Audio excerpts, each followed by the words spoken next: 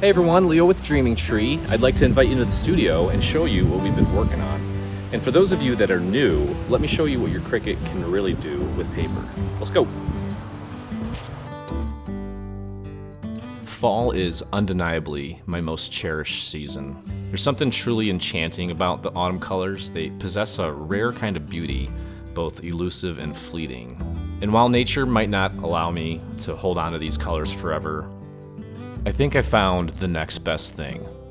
The crowning jewel of the Harvest Harmony bundle is our woodsy welcome wreath. Each leaf is like a tribute to the vibrant beauty of fall. It's my way of preserving and just holding on to my favorite season.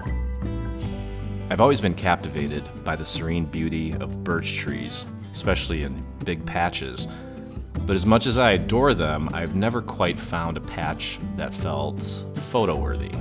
Luckily, in the world of design, we're not limited by what we find, we create. And that's precisely what we did. This card is an ode to the birch trees, capturing their beauty in a way photos haven't for me yet. While the idea of an apple pie box isn't new, what sets ours apart is the meticulous attention to detail. We poured hours into crafting a dimensional lattice design for the crust, which not only adds depth but a touch of realism. It's so meticulously designed that at first glance you might be tempted to take a bite, but remember, as mouth-watering as it looks, it's art and it's not edible, so hands off. The Harvest Harmony SVG bundle, with all its detailed intricacies and love, can be yours free with a purchase of $9.98 or more.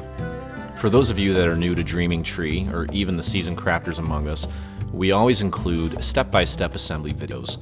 Our aim is to support you in every step of your creative journey to ensure each design is realized to its full potential.